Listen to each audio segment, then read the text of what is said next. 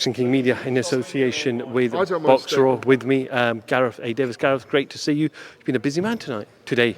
Yeah, it feels like tonight, 'cause I feel like I've been here 9 hours. Eddie Hearn doesn't do this many interviews. No. I have been a very busy man today. It's been amazing. Listen, there were a cast of 3 major characters here today. Zhang, Joyce. I'm saying Zhang first because he won that first fight in April. Joyce and Frank Warren, and they absolutely sold this fight on Saturday night.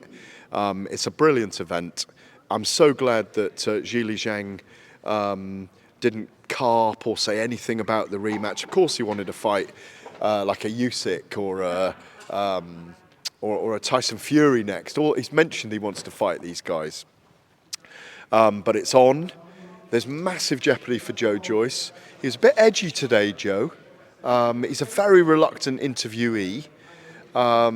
Frank Warren was on top form. It was brilliant to be here. Yes, I was busy, and it's great to be seeing you. Where's Gull, and how is he? He's in Orlando covering the fight out there, matchroom fight on Saturday. What, the CONOR Benn? Yes, he's out there.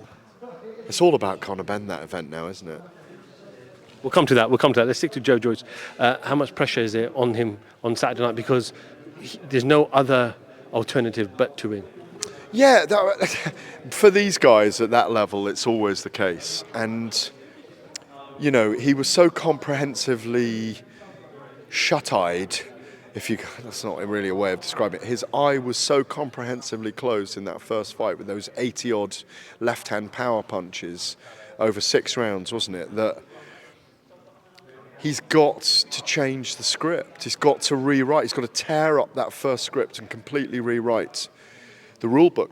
And he can do it by, I spoke to Ismail Salas and I gave my view on what obviously he's going to do, which is start fast, take a half step back, use his footwork a bit more, avoid Zhang creating angles on him by coming in straight lines, let his hands go earlier, get some command earlier in the fight. His timing was off because Zhang timed him the whole time. So all these things to think about. But he's got the kind of the chink of light through the door that in that 5th round, Zhang either took it off or started to tire a little bit. I think it was the 5th in the first fight back in April. And he knows that if he takes Zhang late, he's got a great chance. He's got a great engine, Joyce. He gets stronger as the fight goes on. And I think he can do it second time around. I may be wrong, but I've picked him to win by late stoppage. And I think he can do it. And I think he's determined enough. But like you say, if he doesn't win it or he gets beaten in the same way again, it's going to be very hard to come back. It's a very tough way to come back because you've got a long wait with Usyk and Fury potentially fighting, Hrgovic mandatory, that's IBF, I think.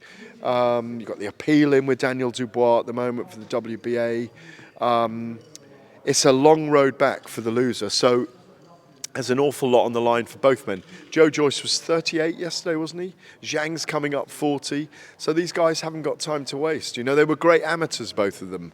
Both great boxers. It's a terrific fight.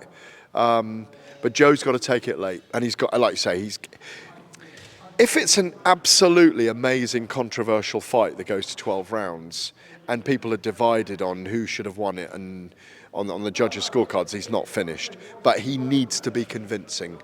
He needs to be convincing on Saturday night. And like you say, if he wins, then he's quids in again.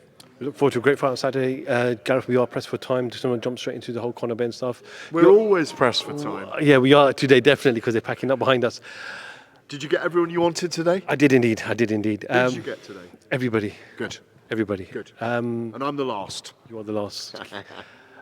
What was your reaction when the comms came out on Wednesday that CONOR Benn was in the fight on Saturday? Well, I already knew before Wednesday that it was happening, and you could see that building up over a period of time that they were going to go for this because they went for jurisdiction and not strict liability on the traces of metabolites in his system that are, and I've spoken to the doctor who analysed it now, who has the evidence that they're metabolites from food, not a drug. So let's see that due process and see them really appeal it.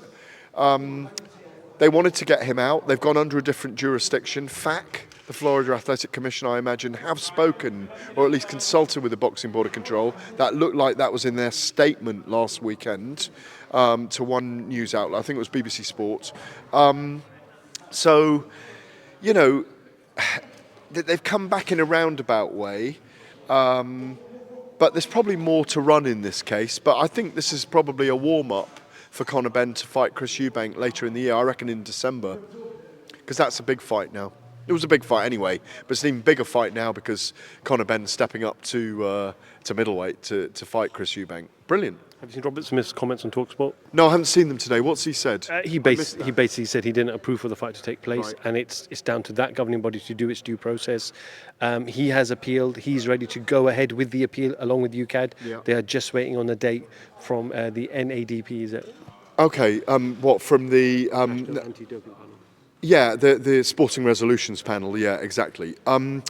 Look, that's the right opinion. They can't say anything else because he's won his case based on jurisdiction, not based on strict liability over what was in his system under the UCAD rule. So they were never going to allow that. They were always going to appeal it. So he's absolutely right.